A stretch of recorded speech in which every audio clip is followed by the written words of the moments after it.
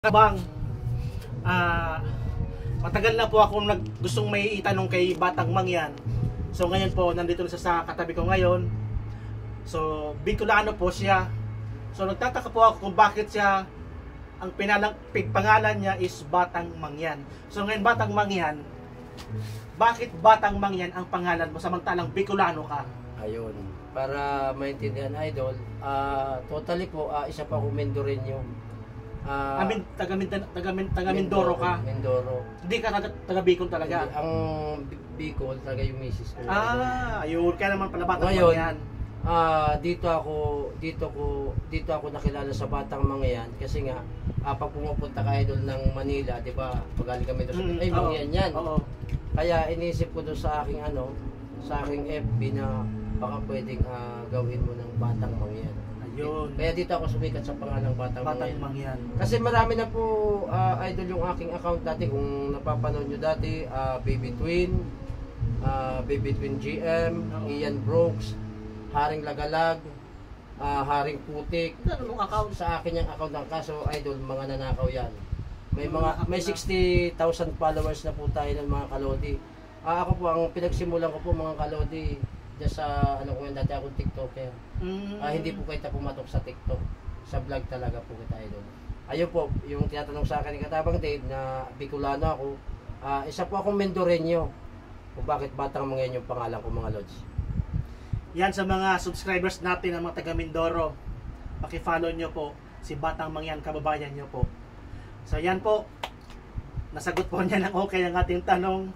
So doon po talaga, so nung buhat po nung maging friend ko po si Batang Mangyan, yun po ang gumugulo sa utak ko kung bakit siya naging Batang Mangyan samantalang siya, nasa Bicol, nasa Libon po, yun pala taga Mindoro po siya. So yan, maraming salamat po. May habol pa ako idol. Sige. Ayan, mga 4,877 po. Baka pwede naman po. Ano sabi ko sa inyo, yung mga organiko, sabi ninyo, gusto nyong ma-person talaga yung si Katabang Dave. Ito po si Katabang Dave. Tinatanong nyo ang kanyang YouTube channel. Ayan po, Katabang Dave. Subscribe nyo po na yan. Ayan po, yung tinatanong nyo sa akin.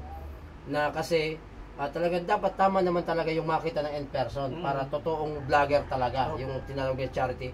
Ayan po, i-shoutout ko na rin po ang umiidolo din po na charity natin, si Daddy Frankie. At nakasubaybay din po siya sa atin kay Katabang Dave. Kaibigan po natin yung si Daddy Frankie. Ang charity po, napakabait. Pangasinan po yan. Salamat po. So, maraming salamat. So, si Daddy Frankie, lagi kasi nasubay mo yan. Oo, si Daddy Frankie. Charity yan. Opo. Pinanood ng mga magulang ko yan, si Daddy Frankie. Pinapanood ka rin. Okay, salamat.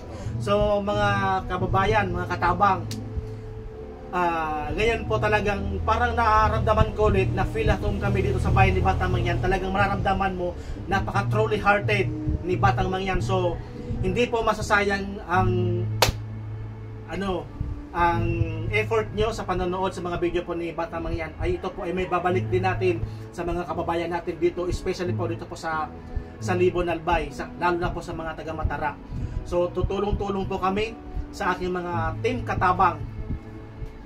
Yan po, paki-support po.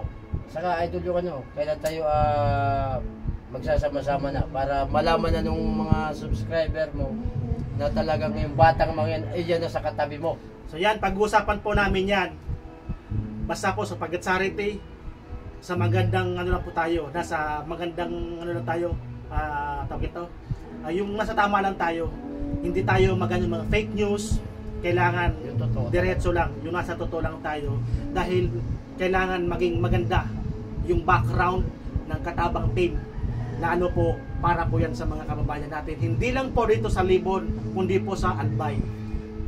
So yan, once again po, paki-follow nyo po Batang Mangyan at lahat po ng mga Katabang team na makita po yan sa screen.